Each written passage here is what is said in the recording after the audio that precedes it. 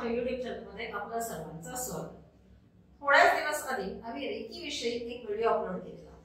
साक्षी Chavan madam कडून आपण recce बद्दल बरीच माहिती मिळवली आणि तो व्हिडिओ अपलोड केल्यानंतर मला बरेच प्रश्न विचारले लोकांनी. तर त्यावरून असं लक्षात आलं की रेकी बद्दल काही गैरसमज पसरलेले आहेत. तर त्यासाठी आम्ही पुन्हा एकदा हा एक खास व्हिडिओ करत आहोत जेणेकरून रेकी बद्दलचे जे गैरसमज लोकांमध्ये पसरलेले आहेत ते दूर होतील. तर मॅडम, आमचे प्रेक्षक तर तुम्हाला ओळखतात, तर मी पुन्हा एकदा ओळख करून देते. रेकी ग्रँड मास्टर साक्षी चव्हाण. तर जसं मी सांगितलं की आजच्या आपल्या ह्या व्हिडिओचा उद्देश आहे रेकी बद्दलचे गैरसमज. आपण लास्ट टाइम रेकी बद्दल बरीच माहिती दिलेली प्रेक्षकांना, पण त्याच्यानंतर असे काही प्रश्न आले ना, काही प्रश्न वाचून तर मला हसू यायचं. अरे बाबा, रेकी बद्दल असेही विचार करतात लोक. तर म्हणून म्हटलं आपण ह्याविषयी एक सविस्तर व्हिडिओज करूया. तर सगळ्यात पहिला प्रश्न मला असा एक विचारलेला की रेकी शिकण्यासाठी माणूस अगदी धार्मिक विचाराचा असावा, म्हणजे त्याचा देवावर अगदी ब्लाइंड विश्वास असावा, तरच तुम्ही रेकी शिका, नाहीतर शिकू नका. तर हे कितपत खरं आहे? नाही, असं नाही म्हणता येणार. जसं मी तुम्हाला आधीच्या व्हिडिओमध्ये म्हटलं होतं, कुठलीही आई रेकी शिकून आपल्या बाळाला प्रेम करत नाही. ते मुळातच तिच्यात असतं आणि तिचा तो स्पर्श झाला की बाळाला बरंही वाटतं. सेम वे आहे की रेकी शिकायला तुमच्यात प्युरिटी असेल, जर तुम्ही तेवढं सात्विक असाल किंवा कुठेतरी म्हणतो ना की हेवे मनात कमी असते, तर नक्की त्याचा इफेक्ट चांगला पडतो. पण याचा अर्थ असा नाही की ती व्यक्ती देवासमोर रोज जाऊन नमस्कार करत नाहीये म्हणून तिने रेकी शिकू नये.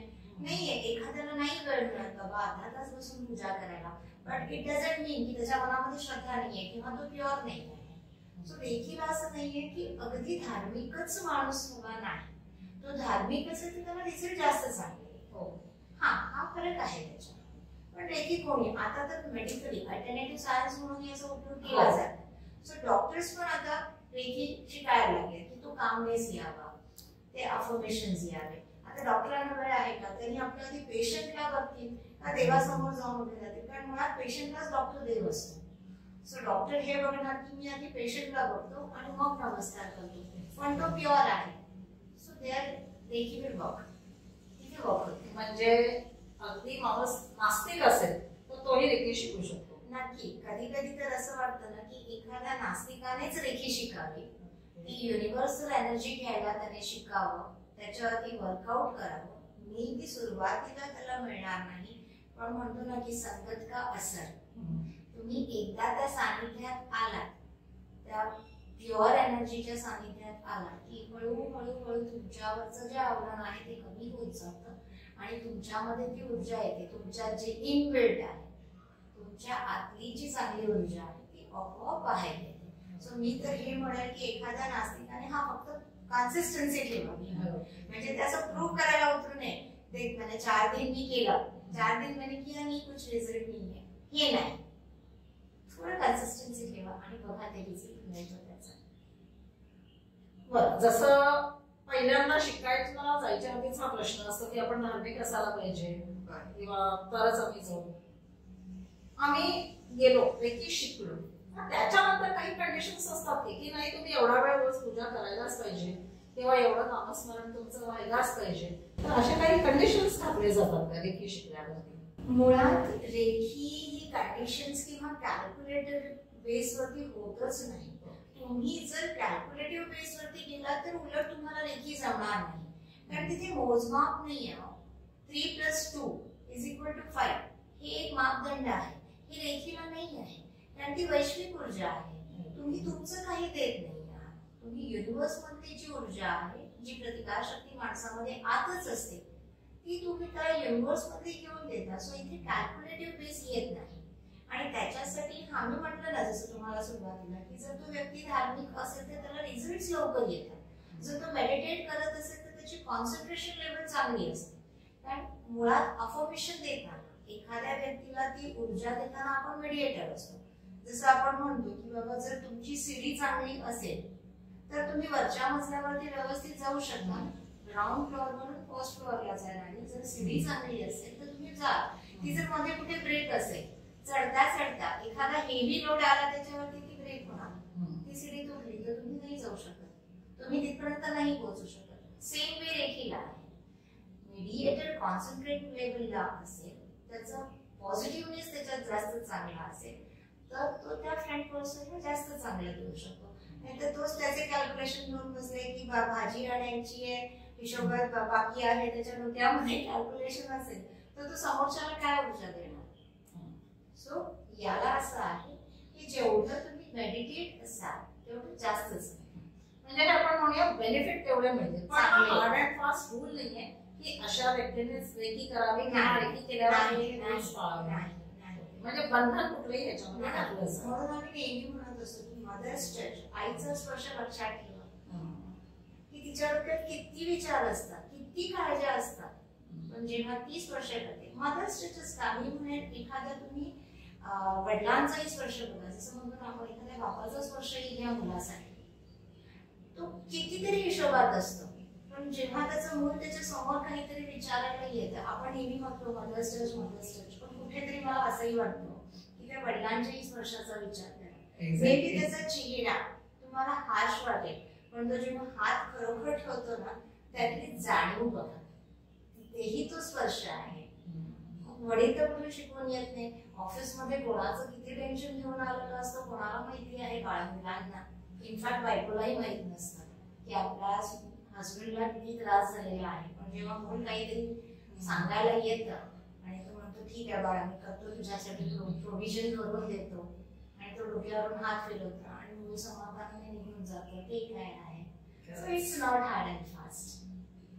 हे उदाहरण खरंच तुम्ही खूप चांगलं दिलं. कारण नेहमी मदर्स टच म्हणतो, अरे पण तो बाबा पण आहे की तिथे. यानंतरचा प्रश्न खूप मजेशीर आहे.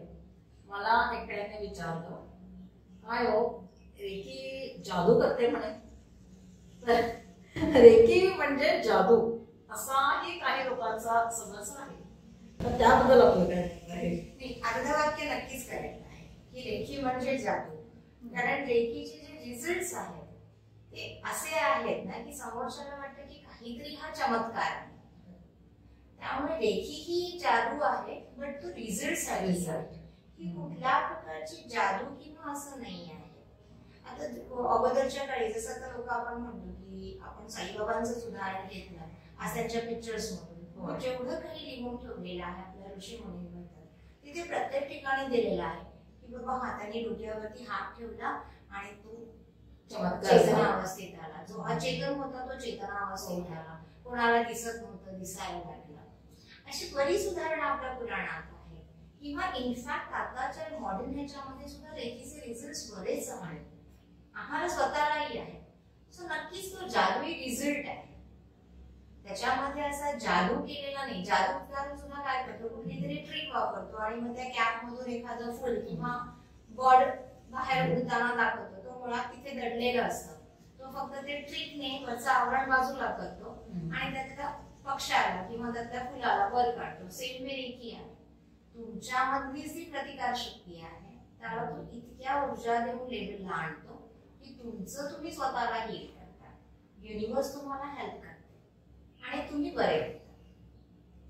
In this way, not just like वेगळी जादू. मला वाटतं या प्रश्नाचं उत्तर अगदी छान प्रकारे क्लिअर झालं असेल तुम्हाला.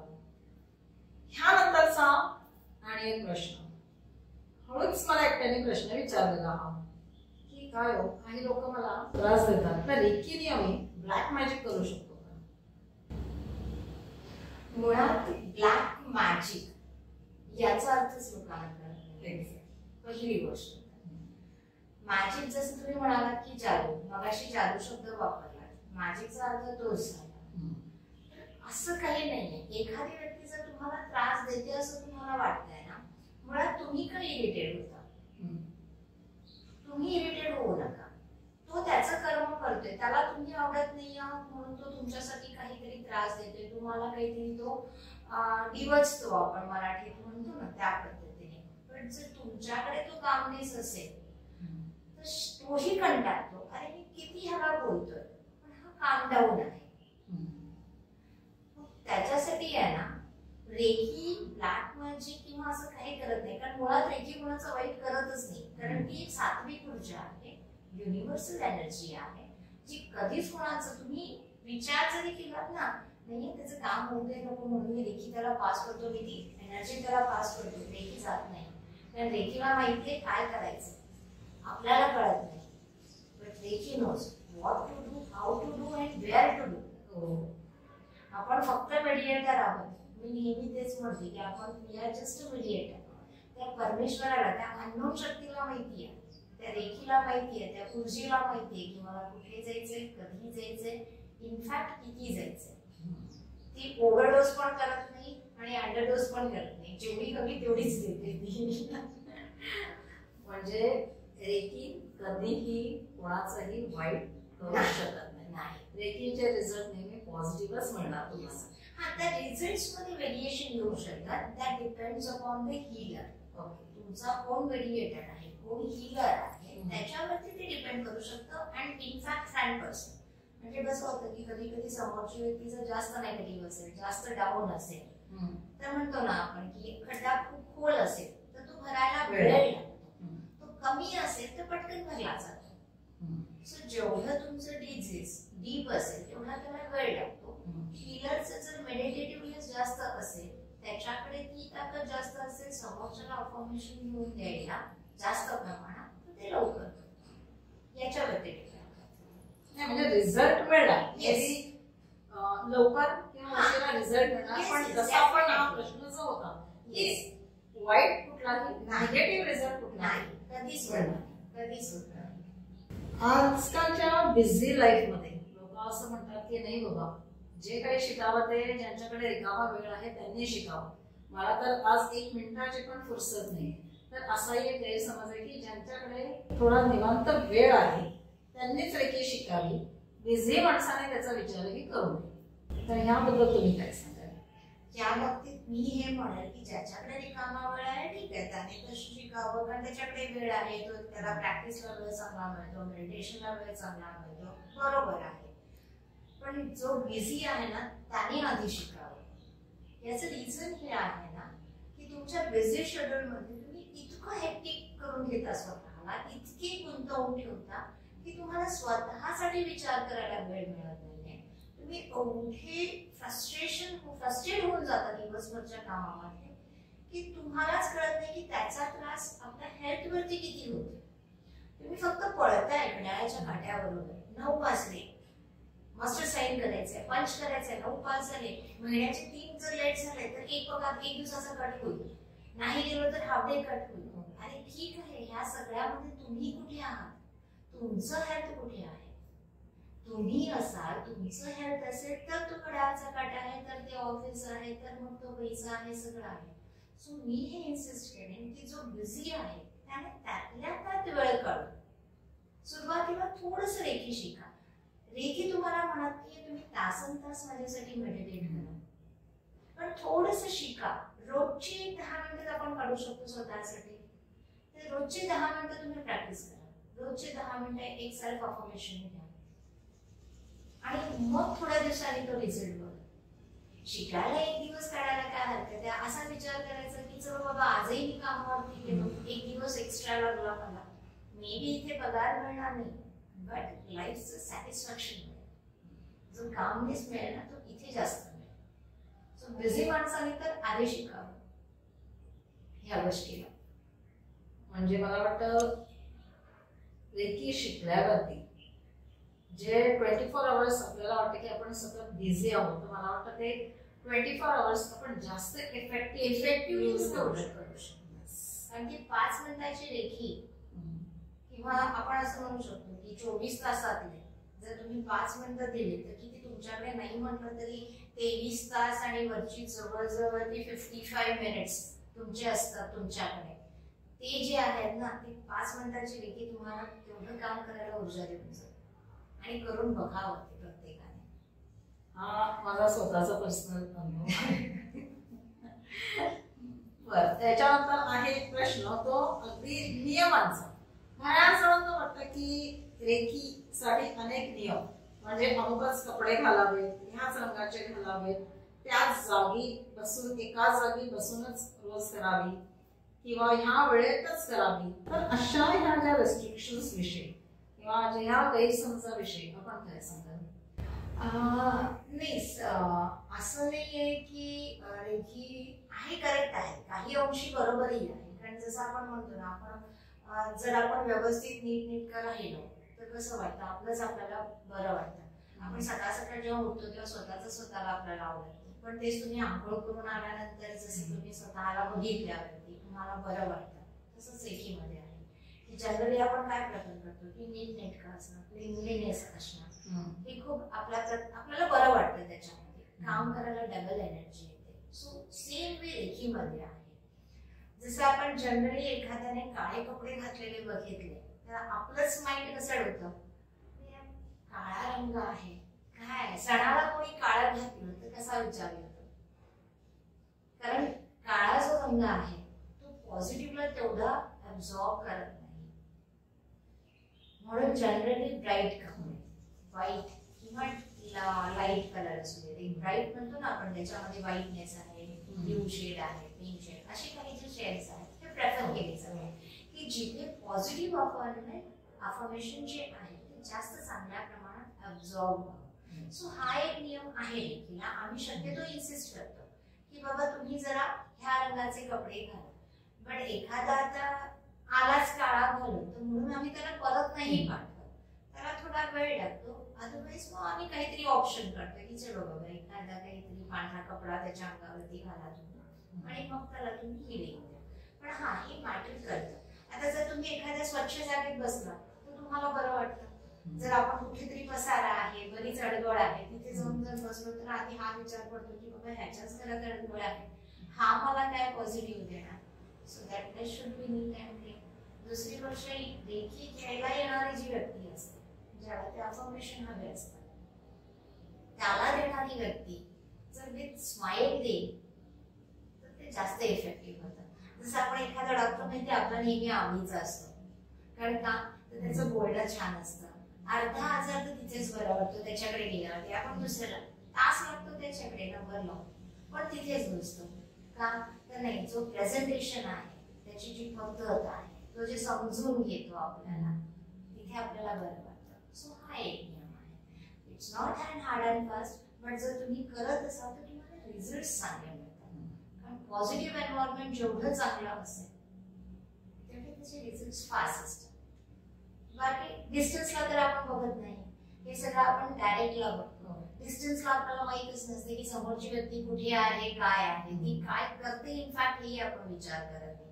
बट वी प्रेफर की आपण जे बसलोय ते नीटनेटकं असावं, ते प्रसन्न असावं, शांत असावं, शुद्ध असावं, जेणेकरून त्याला जे युनिव्हर्स मधून आपण देणार ते तेवढ्याच प्युरिफाईने जातं. हा उद्देश असतो याच्यामध्ये. जसं मी तुम्हाला कपड्यांच्या बाबतीत विचारलं की काही जण नाही रेग्युलर व्हाईटच घालायला पाहिजे, जसं तुम्ही सांगितलं की ब्लॅक, ओके ब्लॅक आपण अवॉइड करू शकतो, पण काही नाही एक युनिफॉर्म टाईप की हा व्हाईटच घालायला पाहिजे किंवा असं काही नियम नाही. नाही, तो प्रत्येकाचा माइंडसेट आहे. जसं आपण फर्स्ट याच्यामध्ये म्हटलेलं की रेखी किती लेवलला शिकता येते, इंडिव्हिज्युअलिटीवरती. कोणी शिकवताना 10 लेवलवर शिकवतो, कोणी शिकवताना 1 लेवल, म्हणजे एकामध्येच सगळे 10 लेवल शिकवतो, कोणी एकाला 10 मध्ये शिकवतो. सेम वे मध्ये कपड्यांचं डिपेंड आहे, प्रत्येकाचा आपापला चॉईस आहे. आणि जसं जागेविषयी म्हणजे आता रोज आपण ठीक आहे आपलं घर असेल, आपण एक नियमितपणे जागा ठरवून आपण करू शकतो. पण समजा आपण एक 4 दिवस गावाला गेलो तर इथे गैरसमज असतो, अरे नाही आता ही आपली रोजची रेखी करायची जागा तर अवेलेबल नाहीये, आता आम्ही कशी करायची. तर अशा रेस्ट्रिक्शन्स मध्ये एकदा काही जण अडकतात, नाही बाबा आज आम्ही तर घरी नाही, आमच्या रेग्युलर जागी बसून आम्ही करू शकत नाही, तर आम्ही आता बाहेर आहे तर आता आम्ही नाही करू शकत. ह्या गैरसमज बद्दल तुम्ही काय? नाही, असं नाही आहे रेखीला की तुम्ही तुमच्याच जागेवर बसून गेलं पाहिजे, दुसऱ्याच्या जागेवर बसून करू शकत नाही, असं काही नाहीये. कारण मुळात रेखी म्हणजे तुम्ही तुमच्यातलं काही देत नाही, तुम्ही जी ऊर्जा देता ती युनिव्हर्स मधून घेऊन देता. त्यासाठीच तुमचं स्वतःचं सेल्फ हील असणं खूप गरजेचं आहे. तुम्ही स्वतः त्या मेडिटेट स्टेटला जर असाल की मी कुठेही बसेल पण मी समोरच्याला अफर्मेशन देऊ शकतो, तर ते तुम्ही कुठेही बसून देऊ शकता. अगदी तुम्ही भर गर्दीत बसून सुद्धा जर तुमचं कॉन्सन्ट्रेशन, तुमची मेडिटेटिव्ह लेवल जर तेवढी चांगली आहे तर तुम्ही भर गर्दीत बसून सुद्धा तुम्ही दुसऱ्याला पैकी पास करू शकता. असं अजिबात नाहीये की इथे आता एवढा गोंधळ आहे तर मी कसं करू, कारण हे टोटली तुमच्या इमॅजिनेशन मध्ये आहे. तुम्ही तुमच्या इमॅजिनेशनच्या वर्ल्ड मधून देणार आहात, शेजारचे छान आहे. सो इट डझंट मॅटर, तुम्ही कुठेही बसून कुठल्याही टायमिंगला देऊ शकता. टाइम रेस्ट्रिक्शन पण तशी नाही आहे या गोष्टीसाठी. आणि एक ह्याच्यामध्ये एक गैरसमज असा आहे की आज आम्ही आता रेकी शिकलो, आम्ही रेकी चॅनल झालो, आम्ही रेकी आता देऊ शकतो, पण आम्ही रेकी फक्त आमच्या रिलेटिव्ह मध्ये, म्हणजे त्या व्यक्तीचा कुठे ना कुठेतरी आपल्या लाईफ मध्ये संबंध असायला पाहिजे. एस्पेशली आपण म्हणूया ब्लड रिलेशन, त्यांनाच आपण देऊ शकतो, इतर कोणालाही आपण देऊ शकत नाही. हाही एक गैरसमज मी ऐकलेला आहे. बऱ्याच जणांना असं वाटतं की रेकी फक्त ब्लड रिलेशन मध्ये द्यावं किंवा इनफॅक्ट आपल्याला जी फक्त माहितीची लोक आहेत त्यांना द्यावी. पण जी ब्लड रिलेशन मध्ये नाही आहेत त्यांना त्रास आहे, ज्यांची माहिती आपल्याला नाही आहे पण ते रिअली नीड रेकी, त्यांनी काय करायचं? कारण प्रत्येक घरातला एक माणूस तर शिकत नाही, कोणी ना कोणी शिकतो आणि कोणाला ना कोणाला तरी त्याला द्यायला हवं. प्रत्येक घरपटी एक माणूस जाऊन रेखी अजून तरी आपल्याकडे शिकलेले नाही. तसं झालं तर ठीक आहे, मग फक्त ब्लड रिलेशन मध्येच आपण देऊया, पण असं नाही आहे. हा, जनरली काय होतं म्हणजे शिकवताना असं सांगितलं जातं, इनफॅक्ट मी पण सांगते माझ्या स्टुडंट्सना की तुम्ही सुरुवातीची रेखी जे तुम्ही हिलिंग द्याल ते तुम्ही ब्लड रिलेशन मध्ये जा. त्याचं रिझन हे आहे की तुम्ही कोणाला रेखी देता तो एनर्जी लेवलला किंवा त्याचा स्वभाव कसा आहे, त्याची प्लस पॉइंट काय, त्याची मायनस पॉइंट काय आहे हे आपल्याला माहिती असतं. तुम्ही तो रेखी म्हणजे कसं होतं, आपण त्याला एक ऊर्जा देतो, बरोबर आहे, युनिव्हर्स ऊर्जा देतो, त्याच्यातल्या निगेटिव्हिटीला काढतो, त्याची जी निगेटिव्हिटी निघते ही काय आहे हे आपल्याला माहित असतं. आपल्या माहितीतल्या माणसाबद्दल अननोन माणसाला देताना आपल्याला माहित नसतं, तो सांगताना सांगतो नाही मी तेवढ्या डिग्रेस नाहीये, पण मुळात तो बराच असतो. सो त्याच्यातलं जे निगेटिव्ह निघतं ती सहन, त्याचे रिबाउंड्स येतं ना, किंवा तो जो त्याचा एक म्हणतो ना तो, मग तो अगदी त्याचा जो चेहऱ्यापासून ते त्याच्या शरीराच्या हालचालीपर्यंतच्या ज्या एक निगेटिव्ह गोष्टी असतात त्या सहन करायची कॅपॅसिटी आपल्यामध्ये पाहिजे. म्हणून आम्ही म्हणत असतो की आधी ब्लड रिलेशन मध्ये द्या. जसं तुमचा एक्सपिरियन्स वाढत जातो, तुमची मेडिटेटिव्ह लेवल वाढत जाते, तुमचा काम डाऊन राहण्याचा पिरियड वाढत जातो, ते कॉन्सन्ट्रेशन लेवल तुमचं वाढतं, ती ऊर्जा तुमच्यातली वाढते, तेव्हा मग तुम्ही बाहेर द्या. कारण तिथे जे रिबाउंड्स येतं ते पेलायची ताकद असते. तुम्हाला माहित असतं की याच्यातून काही चांगलं येणार नाही आहे, वाईटच निघणार आहे. आणि जनरली असं असतं ना की ती जी अननोन एनर्जी असते, जी वाईट ऊर्जा असते, ती जाता जाता सहज जात नाही. कारण तुम्ही त्याच्या राहत्या घरातून त्याला काढल्यावर, एखाद्याला त्याच्या राहत्या घरातून काढल्यावर तो सहज जातो का? तो जाताना काहीतरी तोडूनच जातो. So in that same way आहे. बट असं नाही आहे. तुमचं जर कामनेस, तुमचं मेडिटेशन चांगलं असेल, तुमच्यात जर ती ताकद आहे की तुम्ही जे ब्लड रिलेशनच्या व्यतिरिक्त सुद्धा देऊ शकता, तर तुम्ही डेफिनेटली द्या. नाहीतर माणूस तुम्ही टीचर कसं होणार, तुम्ही हिलर कसे व्हाल. मला बरेच गैरसमज दूर होत आहेत, खूप सगळं. आणि एक प्रश्न असा समोर आलेला की रेकी हे फक्त छोट्या मोठ्या मायनर इश्यूज वरती एवढेच वर्क करते, मेजर इश्यूज वर रेकीचा उपयोग होत नाही, तर ह्याबद्दल तुम्ही काय सांगाल? नाही, हा चुकीचा गैरसमज आहे. रेकी छोट्या मोठ्या गोष्टीवरती तर वर्क करतेच, म्हणजे अगदी कोणी डिप्रेशन लेवलला आहे, जास्त विचारांमध्ये आहे, त्याच्यावरती वर्क होतेच होते.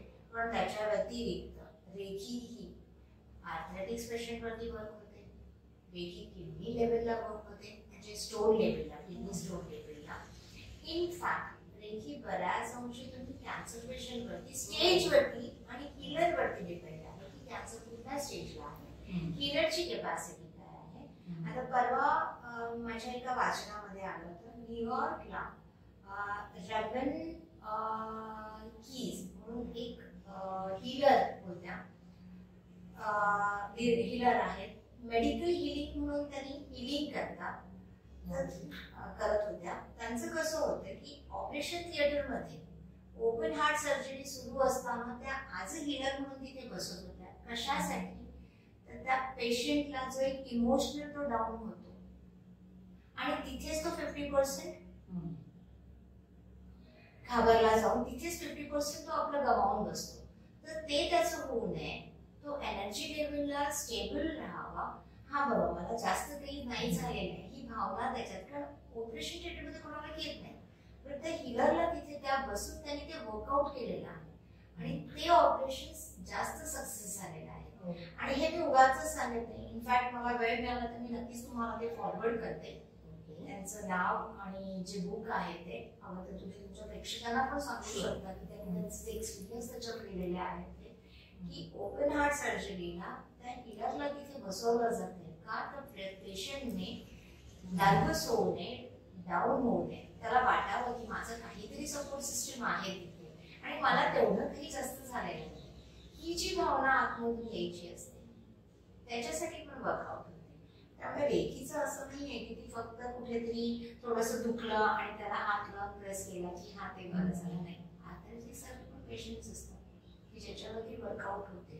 इनफॅक्ट बऱ्याचशा गोष्टी म्हणजे जिथे हजबंड वाईफ रिलेशन झालं, मुलांचं आणि पालकांचं रिलेशन आलं, याही गोष्टीला वर्कआउट. रेखी कुठे काम करत नाही असं नाही, रेखी सगळीकडे काम करते.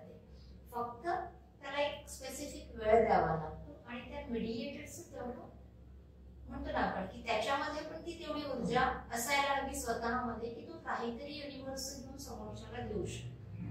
ती कॅपॅसिटी त्याच्यामध्ये असायला हवी, म्हणजे ती वर्क होते सगळी.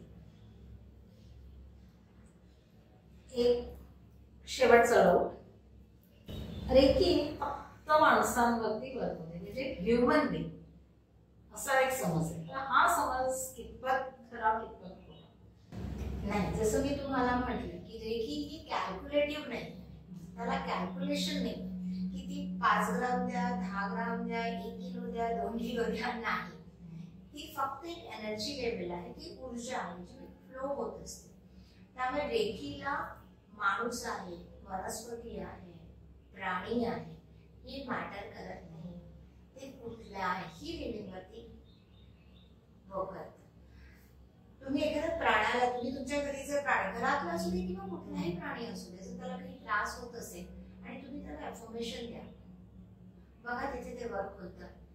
एखादा जर कुत्रा जास्तच करत असेल त्याला काही दिवस कन्सिस्टन्सी मध्ये द्या, लिव्हिंग पास करा, अनोइंगली करा, तो होतो शांततेत.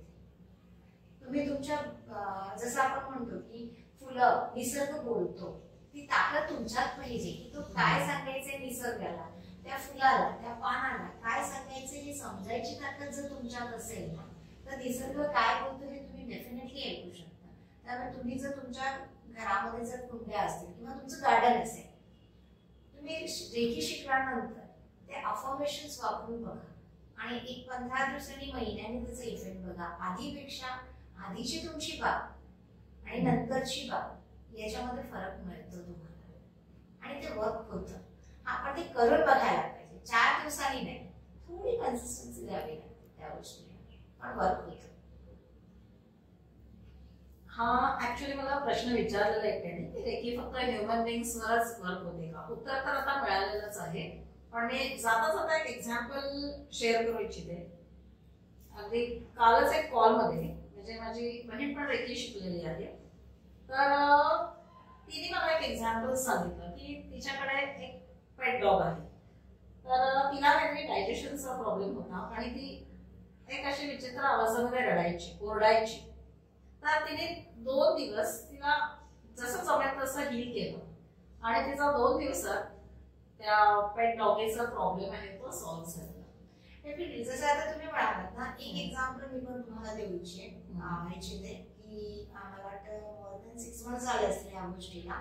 पुण्याच्या एक माझ्या क्लायंट आहेत, अशाच थ्रू आल्या होत्या, कोणाच्या तरी ओळखीने त्यांना कुठून तरी माझा नंबर मिळाला, त्यांनी मला फोन केला की मॅम मला US ला जायचं आहे, असा प्रॉब्लेम आहे की माझ्या घरी 2 कुत्रे आहेत मी पाळलेले, मेल फिमेल आहेत आणि त्यांनी आमच्या व्यतिरिक्त राहत नाही. म्हणजे मी जेव्हा जेव्हा जाते ना तेव्हा तेव्हा आम्ही येईपर्यंत ती आजारी पडलेली असतात. म्हणजे तो एक असतो ना प्राण्यांना, कारण माणसांपेक्षा प्राणी जास्त आपण म्हणतो की लॉयल असतो तो जास्त आणि सेन्सिटिव्ह पण जास्त असतात माणसांपेक्षा. आणि मला असं कळालं की तुम्ही हिलर आहात आणि तर तुम्ही सगळ्यांना करता, पण प्लीज तुम्ही माझ्या या कुत्र्यांसाठी कराल का? मी एका माणसांपेक्षा जास्त प्रेम करते त्यांच्यावरती, आम्ही करतो. म्हटलं मग ठीक आहे, हरकत नाही करेल, कारण लेखीला असं नाहीये की त्याला माणूसच पाहिजे की कोणी पाहिजे. मी माझ्या परीने पूर्ण प्रयत्न करेन, करूया आपण त्या गोष्टीसाठी. आणि त्यांनी युएसला जायच्या 2 दिवस आधी मी स्टार्ट केलं होतं, म्हणजे त्यांना ते इन्व्हेट व्हायला.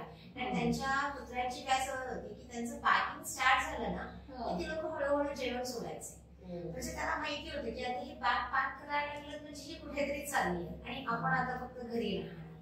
तर त्यांनी 2 दिवस आधीपासूनच मग त्या बॅगकडे येऊन बसायचं, हळूहळू जेवण कमी करायचं, ह्या पद्धतीने त्यांची सुरुवात असायची. त्यांनी मला सांगितलं होतं, मी त्यांना म्हटलं होतं तुम्ही जायच्या 3 दिवस आधी मला फोटो पाठवा, कारण कोण आहे हे कळेल, ते जरा लवकर इफेक्टिव्ह होतं.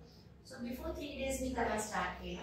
पण जायच्या दिवशी मला त्यांचा मेसेज आला, मग माझे दोन्ही कुत्रे ना बऱ्यापैकी म्हणजे आधीपेक्षा मला व्यवस्थित वाटतात. तेवढं त्यांनी निगेटिव्हली घेतलं नाहीये. स्पेशली त्यांनी युएसला गेल्यानंतर मला मेसेज केला, कारण माझी एक पद्धत आहे किती दिवस द्यायची किंवा काय, कारण माहिती असतं आपल्याला किती गरज आहे. सो मी त्यांना आधीच म्हटलं होतं की माझ्या अंदाजाने जी गरज आहे तेवढं मी करेन, after that I will stop. So मग त्यांनी नंतर मला एक मेसेज टाकला की मॅम नाही, खरोखरच म्हणजे जसं तुम्ही म्हणालात की जादू मॅजिक, तर खरोखरच हे एक मॅजिक आहे की मला वाटायचं की काय माहिती काय होईल आम्ही गेल्यानंतर, पण really it works.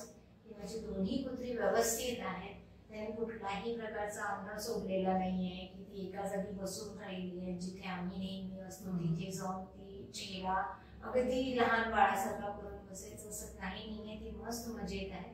Thank you so much म्हणून त्यांनी मला मेसेज घातला होता की असं आहे रेखीचं की नाही गरज आहे फक्त माणसांसाठी, तुम्ही कशासाठी वर्क होते, ती एनर्जी आहे कुठेही वर्क होते. जसं आपण म्हणतो ना की स्वच्छ मनाने चांगल्या मनाने जर झाड लावलं की ते छान येतं. एखाद्याचा आपण हातगुण म्हणतो की पर्टिक्युलर एखाद्याच्या हाताने झाड लावलं ना की अरे छान होतं, छान होतं म्हणजे त्याच्या हातामध्ये ते व्हायब्रेशन्स आहेत, ती लेअर आहे, ती ऊर्जा आहे, ती त्या झाडाला पोषक आहे, त्यामध्ये कुठल्याही झाडाला, म्हणून ते येतं. एखाद्यामध्ये ती कमी असते म्हणून मग ती लावल्यावरती झाड जास्त वेळ टिकत नाही. याचा अर्थ असा नाही की तो माणूस वाईट आहे, त्याच्यामध्ये त्या ऊर्जेची कमी आहे, हा फरक आहे त्याचा. रेखीचे माहिती तरी आपल्या पहिल्या व्हिडिओ मध्ये मिळालेलीच. ह्या व्हिडिओचा जो उद्देश होता की रेखी बद्दलचे जे गैरसमज आहेत आणि ह्या गैरसमजामुळे इच्छा असूनही अनेक लोक रेखी शिकण्यासाठी पुढे येत नाही. तर मला वाटतं रेखी बद्दलचे गैरसमजही बऱ्यापैकी क्लिअर झाले असतील. आणि मी पुन्हा एकदा सांगते, याच्या व्यतिरिक्तही जर काही तुमचे प्रश्न असतील तर कमेंट बॉक्स मध्ये टाईप करा, त्याची उत्तरेही नक्की दिली जातील. नक्की. तर मॅडम खरंच ह्या सगळ्या प्रश्नांची इतकी छान सविस्तर उत्तरं दिल्याबद्दल तुमचे खूप खूप